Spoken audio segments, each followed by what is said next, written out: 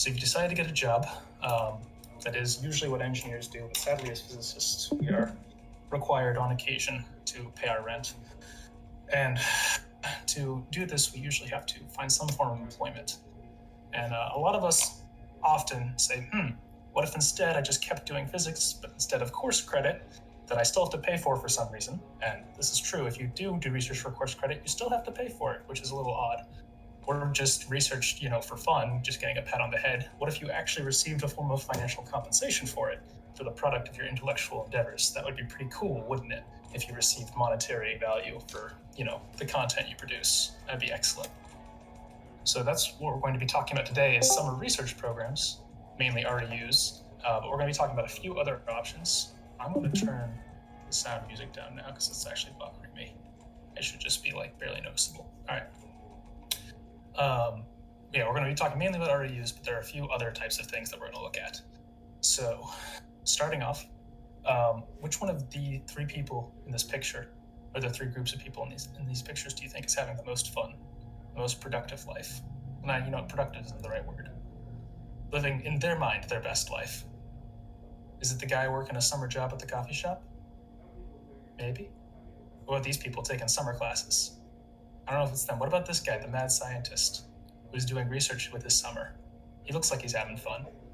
That's why it's going to bring us into our first things of why you should do REUs. As I said, this is a little bit of a haphazard presentation, but we'll have fun. Okay. So the first reason why you might want to do an REU is that they're very big, they're very well established, they're highly visible, they're the first thing you kind of get introduced to in terms of summer things that you can do, and they're very standardized. Almost every program that does an REU follows a pretty set pattern.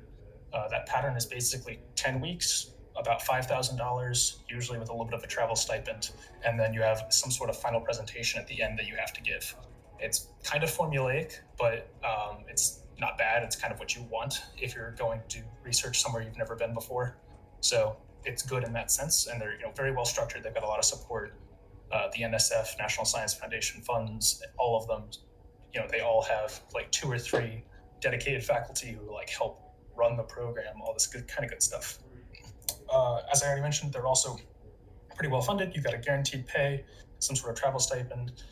Additionally, some universities will sweeten the deal, which means they'll throw in things like free meal plans, free housing, all that kind of stuff. And some of them will even pay you extra. It varies from university to university, but I've seen some that will be you get nothing but the $5K minimum for 10 weeks, and then also a $600 travel stipend. And then others I've seen are they throw in extra salary, they throw in a meal plan, they house you for the summer, all these kinds of things. Another reason is that you're usually with top-level research groups and institutes, so you're not going, you're usually not going to the middle of nowhere to do research with a group that meets every 2 weeks or something like that. This is usually, R1 or R2 universities where they're meeting regularly and, doing important research that's getting published all the time. So that's usually the kind of programs or groups that you'll be a part of if you do an REU. And then also, sometimes you can get access to unique research opportunities. And what I mean by that is, Georgia Tech, they're really big on biophysics. We have a lot of biophysicists at Georgia Tech. That's not the case at other institutions. So someone who might be interested in doing biophysics has a pretty good argument for why they should be able to do an REU at a place like Georgia Tech, because it would give them the opportunity to do a type of research that they would not normally have access to. And I mean, this is relevant to me as well, because I was kind of making the same argument when I was first applying to REUs in terms of particle physics, because Georgia Tech does not have any sort of particle physics research, or very limited particle physics research. And I kind of use that as an argument for why I should be able to go somewhere else and do research on that subject. So you can kind of use REUs as a way to explore new research opportunities, especially research opportunities that are not currently available to you. And then finally, applying to REUs is a great way to get a mini grad school application experience. It's very similar in terms of the kind of content that you're putting in your application, your transcripts, your classes that you've taken, rec letters, your personal statement. All these kinds of things overlap heavily with what would go into a grad school application.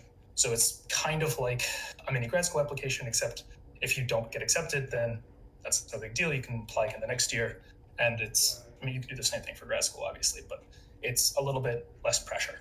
And this is REU specific, but a lot of other top programs share these sort of traits. So it's pretty easy to see why someone would want to do one of these summer research experiences. So we're going to go through a few of the lists of programs that exist out there. Now, there really are a lot of things you could do with your summer, and most of them overlap just in terms of like science, but the people that are funding them, the amount of time that you're going to spend on them, and where you're going to be are going to vary wildly. So there are a lot of lists. This presentation will be available after this, but we'll just go through them really, really quickly. Juan's list from Minnesota State has a lot of these things listed. Basically, it's a list of lists of where you can find other sort of research experiences. There's the NSF's list of all REU websites, which is something I've used a lot. This will give you every REU that they offer. You'd go down, you'd select the physics one, and you can see everything that the NSF offers. There's 70 in total. And then you can also look at other things. There's Smithsonian hosted internships, there's Fermilab ones, there's other NSF lists that people have out there, and these are both pretty good. I also have on here the NSF master list, which we just looked at. I'm pretty sure this brings me back to the same place. And this has the links of the main page of the REU website. I know I said, you're leaving the NSF website, whatever. And this would bring me to the Alabama University. I guess I would thought this would lead me to it should lead you to the REU website. Usually there's a link to a website and we'll say, let's find a different one. Here, this is the REU site for Brigham Young University. It will say something along the lines of like, hey, welcome, this is for REUs, click here to apply, teachers click here for, this is a different sort of program, a REIT, which is for high school teachers, I believe. But anyways, this kind of gives you like the basic information. They tell you how much the stipend is, all this kind of stuff. Obviously, it varies from school to school, but there's a pretty good centralized tool if you haven't found it before. It also lists the primary contact information of whoever the organizer for the REU is, and a little bit of info about the type of programs they offer. So another thing that exists out there is SULI. This should be laboratory. I cannot spell. SULI is the Science Undergraduate Laboratory Internship. It's basically the, what would you call it? National Labs version of REUs. National Labs, there's, I think, somewhere around 14 or 15 in the continental US. And they're things like Lincoln Labs, Sandia, Los Alamos. There's plenty out there. And SULI is Princeton Plasma Physics Laboratory is another one, I think. No, that's just Princeton's. Regardless, there's a lot out there. And SULI is go ahead. Brookhaven is another one. Yeah, Brookhaven's another one. Oh yeah, by the way, feel free to chime in at any point. This is completely informal. If you have questions or if you have comments or corrections, if I say something wrong, by all means, jump in. Yeah, I don't know that one because I live like 20 minutes away from it. Yeah. So Brookhaven's another one. There's plenty out there.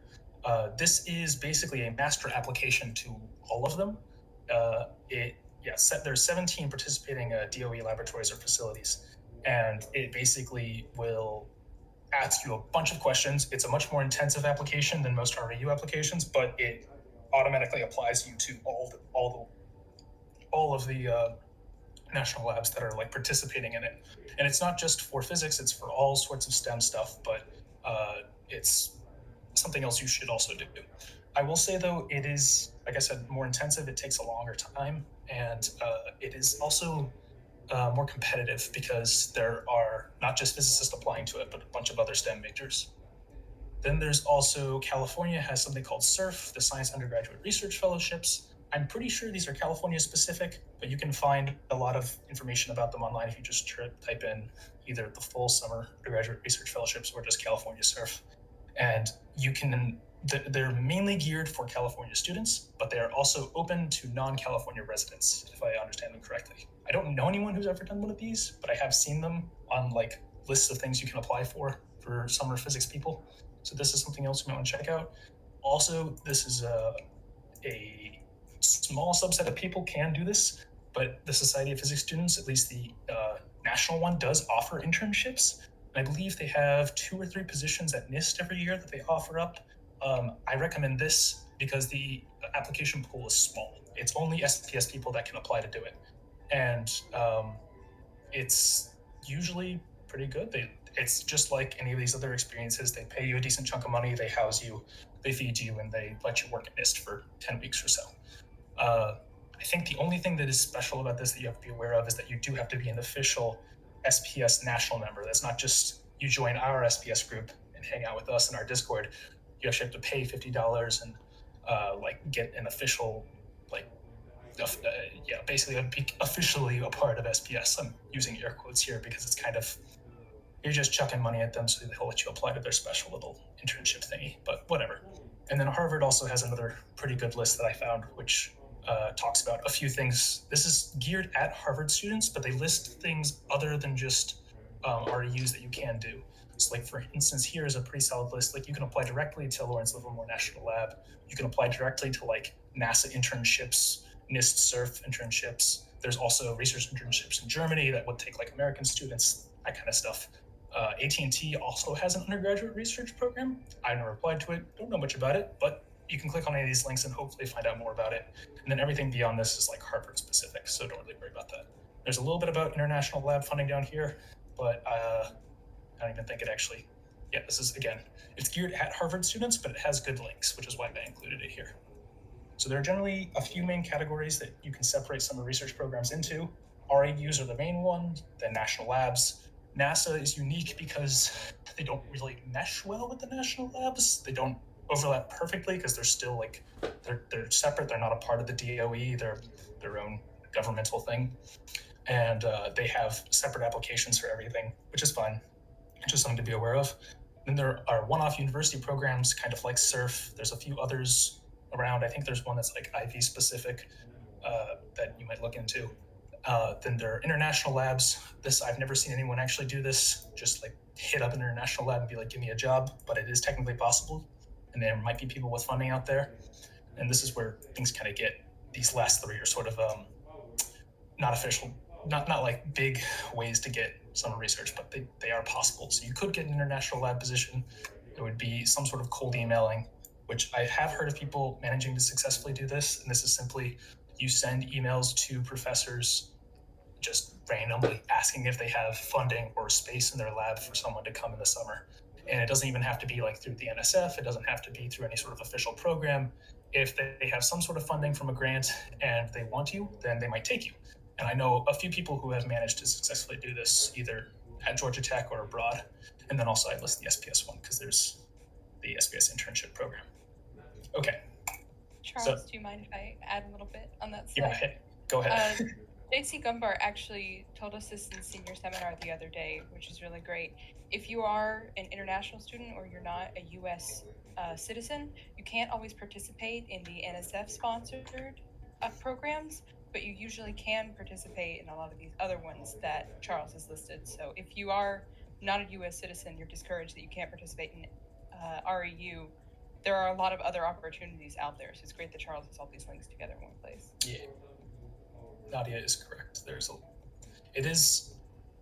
NSFs are like the most visible one, and it is also often pretty discouraging when, or at least when I see people that are looking for summer research and they're like, oh, but I'm not a U.S. citizen, it usually sucks a lot because there's some things that the door gets closed on, but there are other things that are available. And I know some national labs do take non-U.S. citizens. Then there are other, I think SURF also takes non-U.S. citizens. I would have to look into it to be certain, but yeah, there are a few out there. So it's not, there are some opportunities, which is good. Okay. Does anyone have any other questions while we're here? Just about this list or anything else I've looked at so far? Feel free to chime in. Otherwise, I'm just going to be talking at you for a while.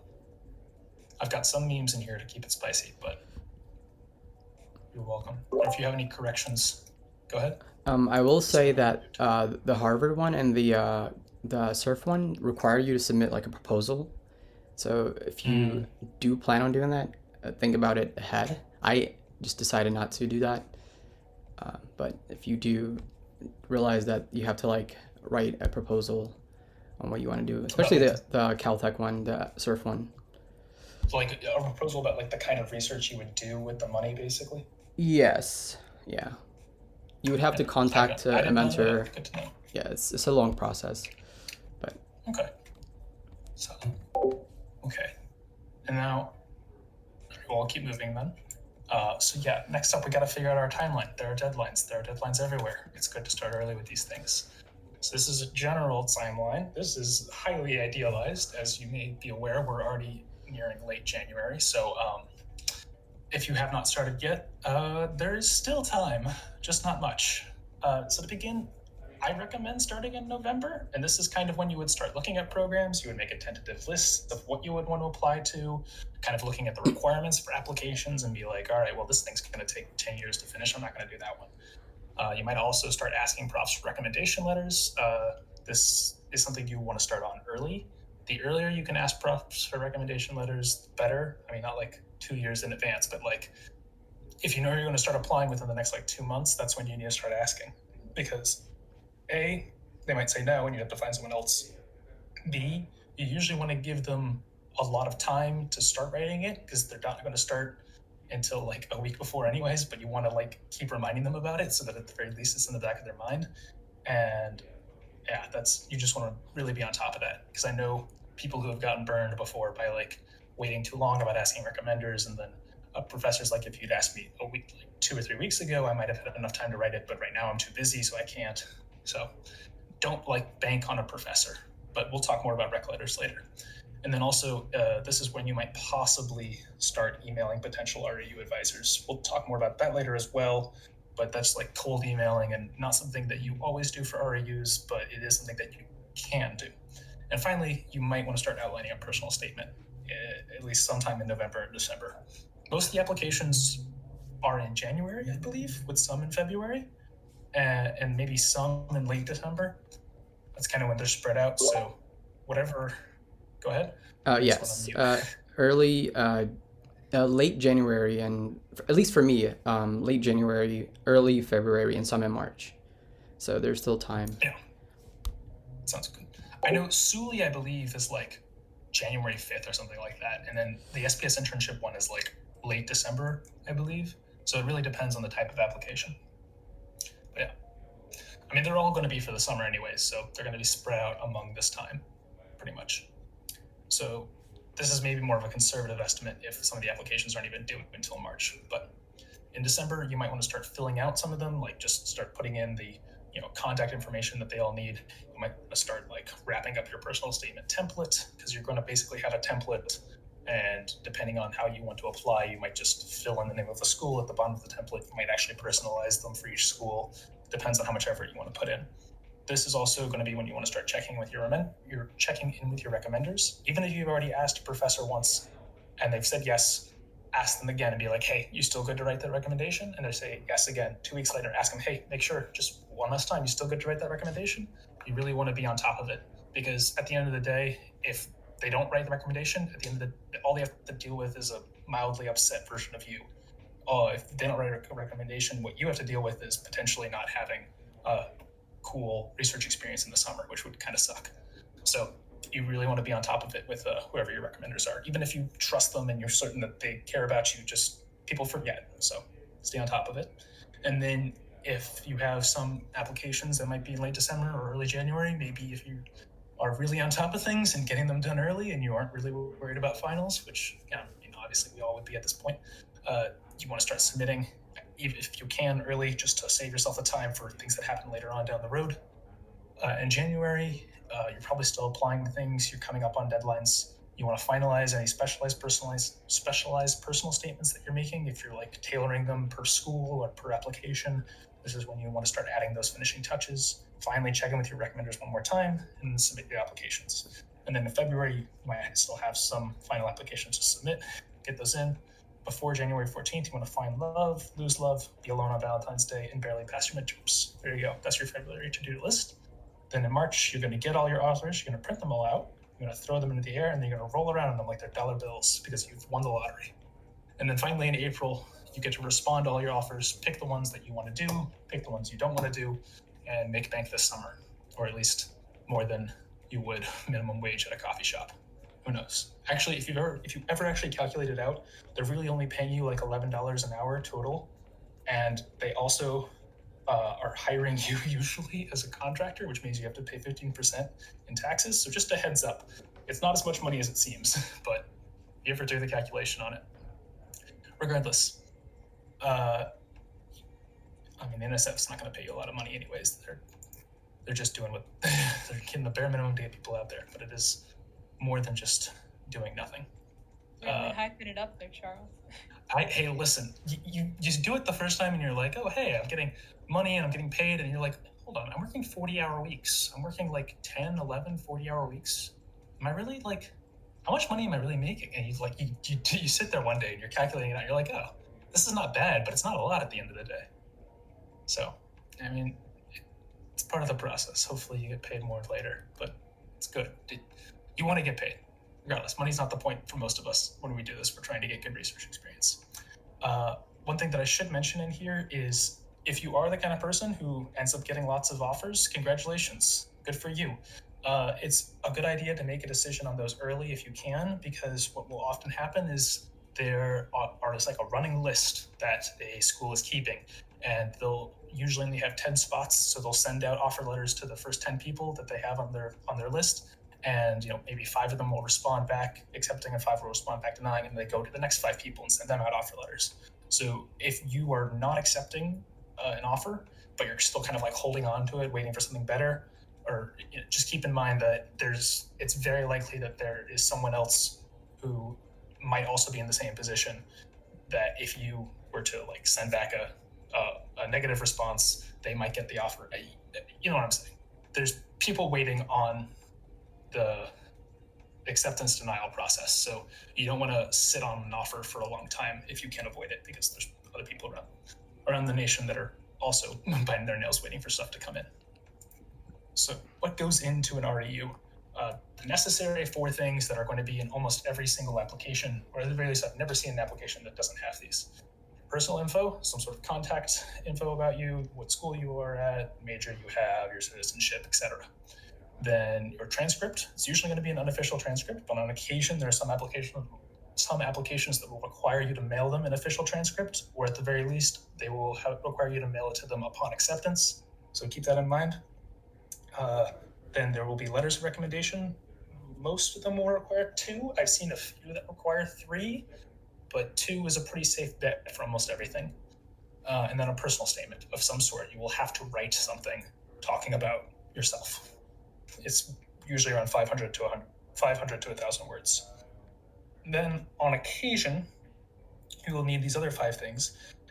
CV and resume are probably the most common out of the list of these, but I have seen some applications that require short answers or essay questions, usually about your personal background, maybe something about where you're from, your location, your race, your gender, your ethnicity, your sexual orientation. They might ask you to talk about it, or talk about your experiences or challenges you've overcome, that kind of thing. They'll ask you about research interests. So don't be too surprised if you finish an application and think that you're done, and then right before you're ready to hit submit, it's like, oh, you haven't filled out these 2 essay questions, and you're like, oh crap, I got to write something for this too. So keep a heads up that can happen.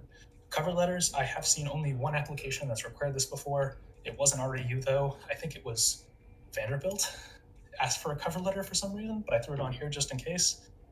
Some of them will ask you to talk about the professors you want to work with, or to like list them out, or list out the projects that you're interested in, that kind of thing. Usually these are just like a drop-down thing and you have to select those. So this isn't too time-consuming, but it does take a little bit of research on your part to choose the things that you're interested in. And finally, some of them may ask you to list out your classes or your personal projects and that kind of stuff, which is sort of dumb because it's already included either your CV or in your transcript, but they may ask you to list them out anyways. Okay, any questions about this, about the requirements? Anything I might have missed?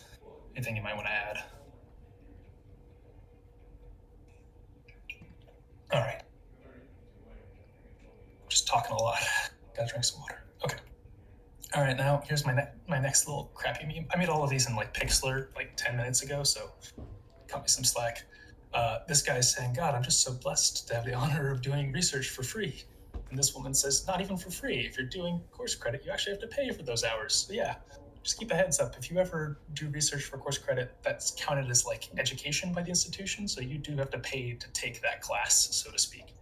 So it can cost you like somewhere around $1,000 to $1,500 to do research for a professor for free, as opposed to getting paid for it. But on that note, what that means is that often if you are in any situation where you're doing research for a professor, they're going to be pretty much obligated to provide you with a recommendation letter. It's kind of one of the only tangible physical things, other than just learning and knowledge and experience, that you can get out of a research experience. So asking for rec letters is probably one of the things that people get really nervous about, because they're not really sure who to ask or how to ask someone for them. And I am here to tell you that while it can be a little complicated, at the end of the day, rec letters are important, but they're not as important as some of the other parts of the application, so you don't have to stress about it too much. I have a little list here of kind of the hierarchy of who you might ask for a recommendation letter, but this is not a hard and fast rule. It's very much more of an art than a science. It's going to depend on your personal situation, how well you know the professors, maybe how well you did in the class, how much research you've done with them, that kind of stuff. So in general, if you've done physics research with a physics professor, that's good. That's an excellent recommendation letter. They can talk about your ability to do research. They know you personally. They've worked with you. That's a good rec letter. If you've done non-physics research with a professor, or you've done physics research with someone who's not a professor or something along those lines, that's kind of a tier down. It's either like some combination of maybe you were switch majors and you used to do biology or chemistry research, so you can, but that person still knows a lot about you as a student and can talk about your ability to do research, which is important. Or maybe you've done physics research outside of the university. I know someone who talked about doing a GHP, Governor's Honors Program in Georgia, which is specifically a Georgia program, but they did some physics research while they were still in high school. That person knows about their ability to do physics research, but the person writing the recommendation isn't exactly a physics professor. It's complicated. But in general, the things you want to think about are, how well do they know you? How well do they know, how well do they know you personally, like on a person-to-person basis? And how well do they know your ability to produce like academic research and to do work, so to speak? So those are kind of the two things you want to think about when you're looking for people to ask for rec letters. Another one you might go to, especially if you're in your first or second year, is maybe like a high school professor, or maybe a professor that you've taken a STEM class with, but not necessarily a physics class. I should also note, you can't ask people who you've just taken classes with. I've definitely done that for a few of my applications. The professors that either I've taken one or two classes with, or I've gone to office hours a lot with, that I know pretty well and I think know me well. So I trust them to be able to write me a decent recommendation letter. If you're in only your first or second year, you may not have taken a lot of physics classes yet, and you may not even started doing research yet. So this is kind of where it can become tough to figure out who to ask. In this scenario, if there's no one that really fits perfectly within, currently who you know at Georgia Tech, it can be okay to ask like a high school physics teacher or someone that you know from outside the institute. That's perfectly all right. Usually as you start to move up though, and you get to your third or fourth year, you're going to want to start asking people that are a little more recent in your experience, that you've taken classes with more recently, or that you've done research with recently, because that's going to hold a little bit more weight. Let's see. Is there anything else I didn't mention in here? No, okay. Oh yeah, good relationships with profs. This is, again, general and more art than science. Say, for instance, you took a class with the professor and you feel like you learned a lot, but maybe, they didn't really mesh well with you, or you guys clashed. That may not be a great person to ask for a recommendation. I know, at the very least, professors are not usually out to get you. They're not going to throw you under the bus. I do know some professors. I think J.C. Gumbert was telling a story once about a student asked him for a recommendation, and he just said, "No, I can't write you a good one. I'm sorry." Usually they just won't even waste the time of writing one for you if they don't think that they can accurately give you a solid recommendation. You usually want to ask professors though that you have a good relationship with, or that you've talked with, or they might know you. You don't necessarily have to be friends or buddy with them. Just, you want them to know you more than just, this student took my class, they got a B+, they seemed cool. It should be hopefully a little more than that. Okay. Any questions on this? If you don't chime in, I'm just going to keep going. What if everyone hates me? And What if all the professors I did research with hate me? That's easy. You say, Dr. Cardot is a good friend of mine, and I've done 4.5 years of amazing physics research with him, and I've published 10 plus papers. Here's his email, and I will write you an amazing recommendation. That's how we do it. Okay. hope that covers that. Okay, this is an example of how to ask for a rec letter. This is something I wrote, I think 2 years ago, and it just was short and sweet, and I just wanted to like get it done because I was busy. I just said, hello, Professor Zhu, I hope you're doing well. I'm going to start applying to REUs in the next couple of weeks. I was wondering if you would write me a recommendation letter. I told him about the deadlines, and I told him I would send him my CV and transcript if he needed it. Those are kind of the two important things. If you're asking for a rec letter, they really just need to know that you want one, what the deadline is, and often they will ask you for your CV and transcript, just because if they don't know you super well, or even if they do know you really well, it can help to have a CV and transcript as just a way to sort of like talk about your past accomplishments. And that can be pretty helpful for them when they're trying to formulate a rec letter for you. So don't be surprised if they ask you for it. You don't have to write like a whole essay about why they should write you a rec letter. I've seen a lot of people get kind of nervous about this part, about like, what if they say no or something like that. It's okay. If they say no, then you move on. You ask someone else. You can just, it is a common thing. Professors get asked for rec letters all the time, so they will not be surprised in the slightest if you ask them for one, especially someone that knows you decently well or that you've done research with. It's almost a guaranteed, which is kind of like what I was doing with this meme. If you're doing research for someone, they should expect you to ask for a rec letter for them. By all means, I'm not going to say they owe you one, but you know, it's kind of like it's a very common courtesy, and they should not be surprised at all. You owe me. Just a little bit. Yeah. So, okay. Next up, we've got personal statements. This guy is. I realized that I didn't pick. I was going to actually try to find a picture of CJ from when he gave the trickle-down economics presentation, but I couldn't, and I was running out of time, so I've just got this guy who looks vaguely like CJ reading a scroll. It's mainly the beard, though. He says, my name is George B. Purdell, and I've loved physics ever since I stared at the sun for too long and went blind for 3 hours. My passion and desire to push the boundaries of scientific knowledge forever drives me forward. This is kind of an example of how you might not want to write a personal statement. That's just my friendly meme. So personal statements, I cannot stress this enough. This is the most important part of your application in the sense that by the time that you start on this, everything else is set in stone. Doesn't matter what your grades are when you start applying because you can't change them. It doesn't matter what people say in your rec letters because you can't affect that. It doesn't even matter what's on your transcript because you can't take any more classes before you apply. Once you start applying, this is really like the only thing that you can do that will make a difference between whether or not you get accepted. And there is a wonderful resource on the Mega Drive, which I will go to right now. I hope you guys can still see my screen and everything. Obviously you can, it's just the whole tab. Okay, whatever. It's called REU Application Suggestions. I took this little snippet directly from this page.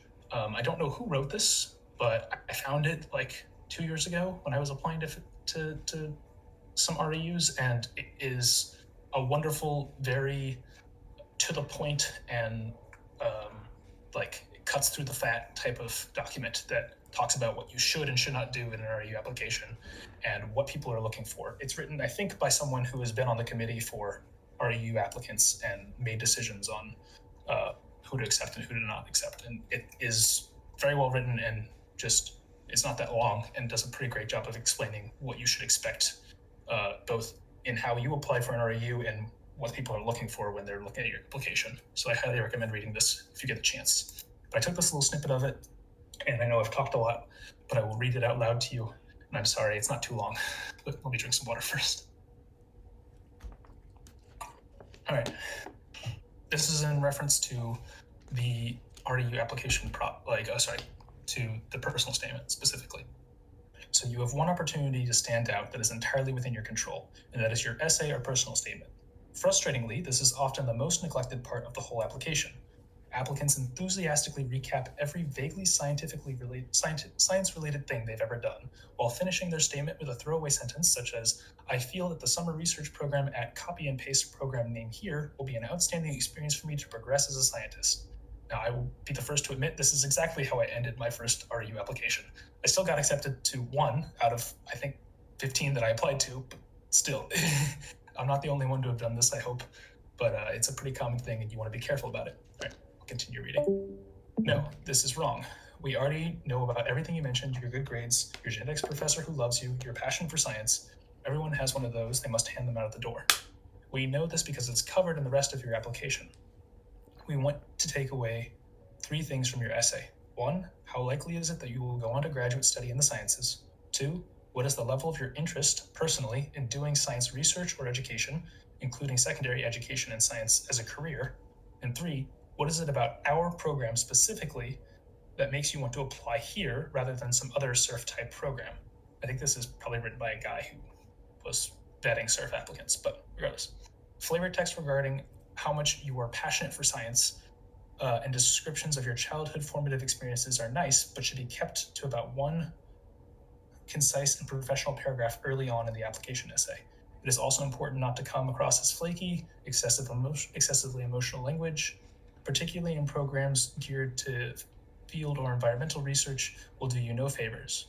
We want to see that you are ready to assume the duties of a junior scientific researcher. So, like I said, they come to the point pretty specifically about the things they're looking for. He lists out 3 things here that they are looking for. The only thing that I would like to touch on before we move on is number 1, how likely is it that you will go on to graduate study in the sciences? This is something that I've heard talked about, but I've never seen written anywhere except in this statement specifically. REUs are funded by the NSF and are generally structured to give someone a jumping off point to go on to graduate school. They're not usually meant for people who are planning on stopping physics after undergraduate. And oftentimes they're really geared towards people who are looking to go into academia, looking to do research professionally, that kind of stuff. So that is something that you may want to talk about in your application. However, it's not something I've ever talked about in any of mine, and I've never had an issue with it. So I don't know if it's just like a checkbox type of thing, or if anyone else knows anything about this, but it's something to be aware of. Now, a lot of you may still be on the fence about whether or not you plan on going to grad school, and that's perfectly fine. This is kind of just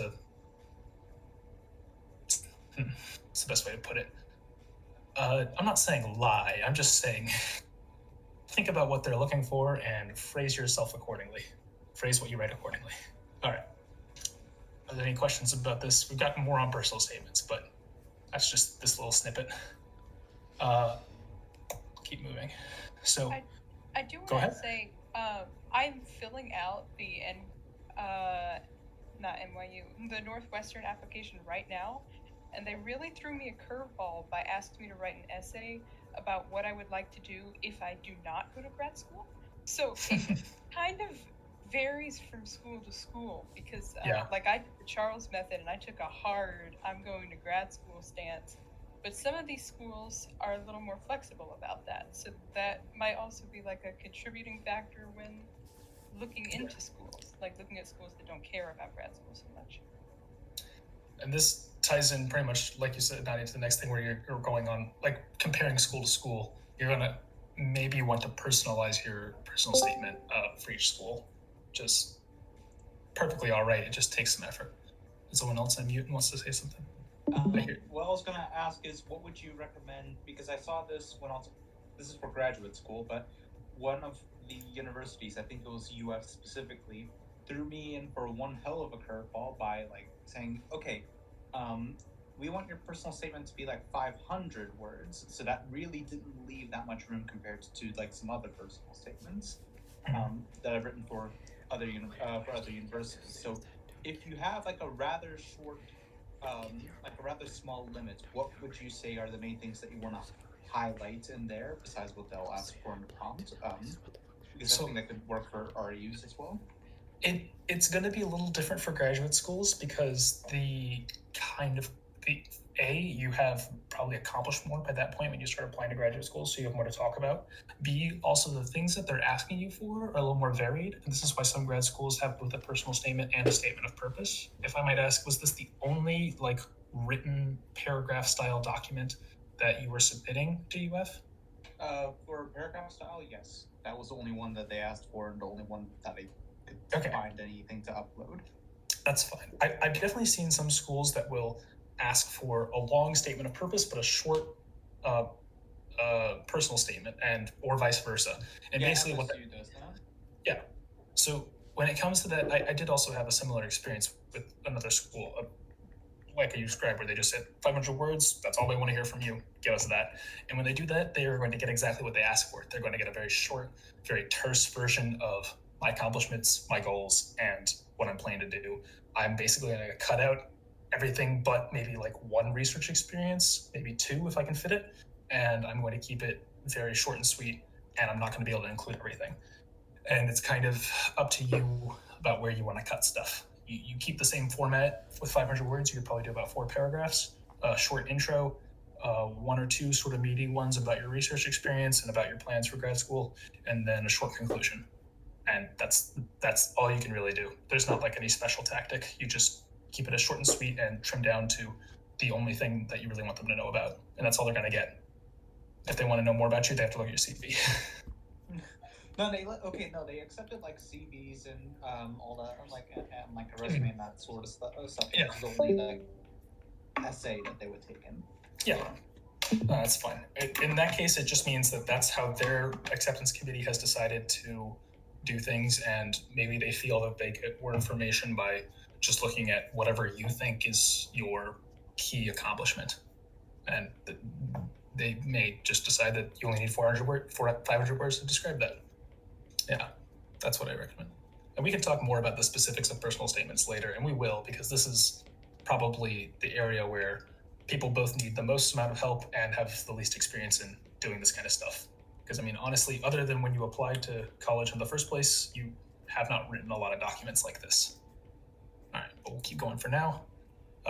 Cold email or something, IDK, I just used Discord. This was my favorite meme that I made. Because, again, it's a person who's cold and there's a little email symbol. Anyways, I was happy about this one. All right, so cold emailing. Thank you. All right.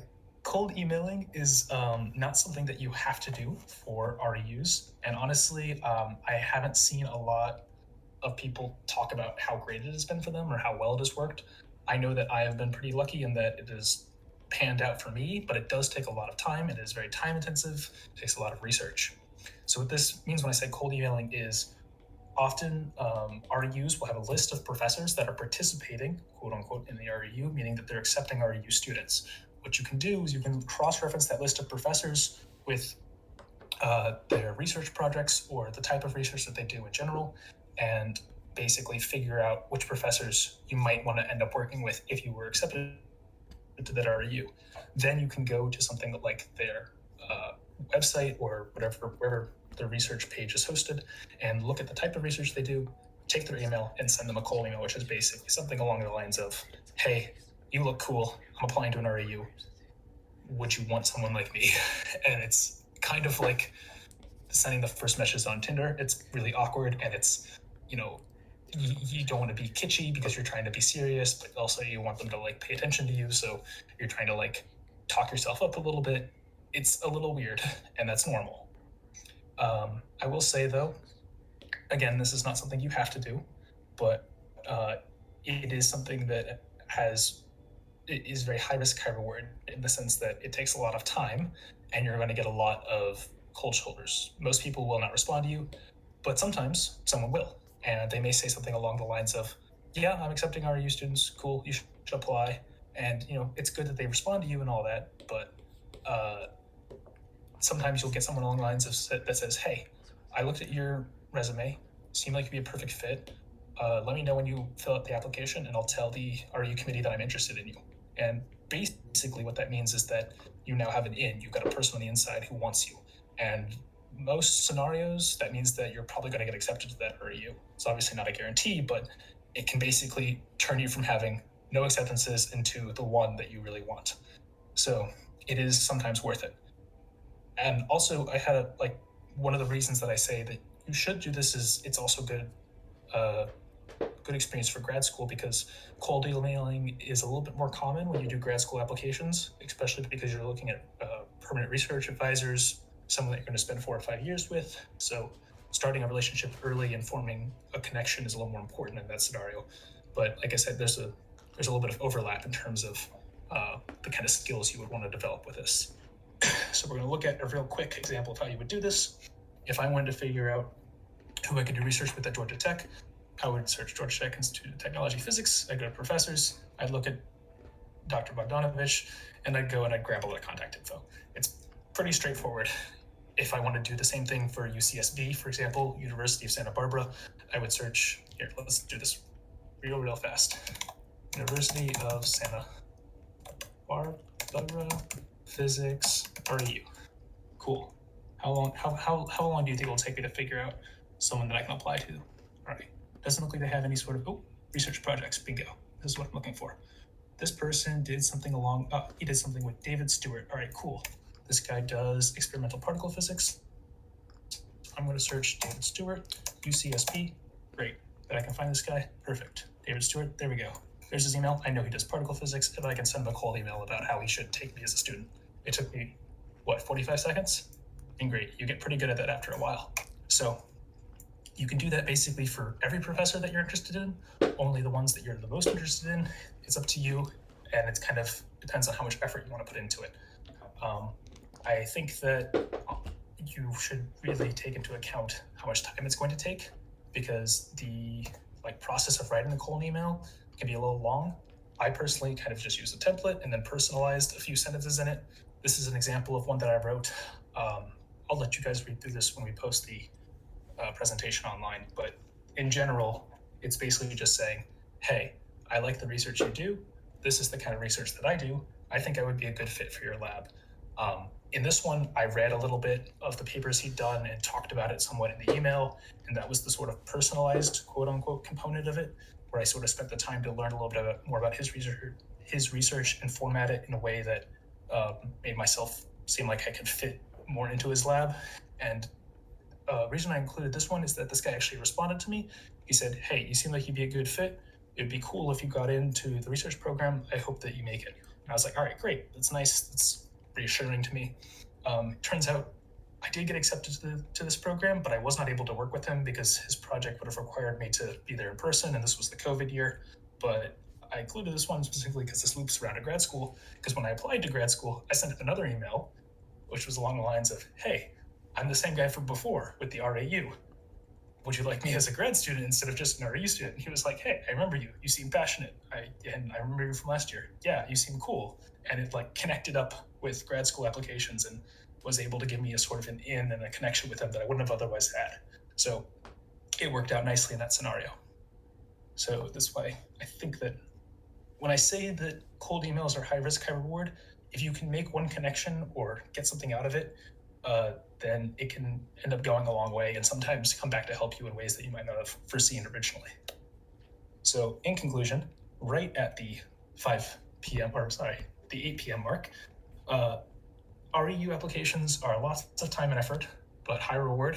You get paid, you get research experience, you get to write a big, shiny, conclusion paper at the end that you can have in your repertoire. It does a lot for you and can be very good on a grad school application. And even if you get nothing out of it, even if no one accepts you, it is amazing practice both for real job applications and for grad school. Almost everything that we covered today is something that you would have to do in a grad school application, and about half of them are something you would have to do in a real job application. So all of these are applicable to any sort of future work that you do, hopefully at least. Charles is running out of time and should have started earlier. Oh well, this will just be a funny bit at the end. Haha. Anyways, that is my presentation. Thank you very much. I will now take any and all questions.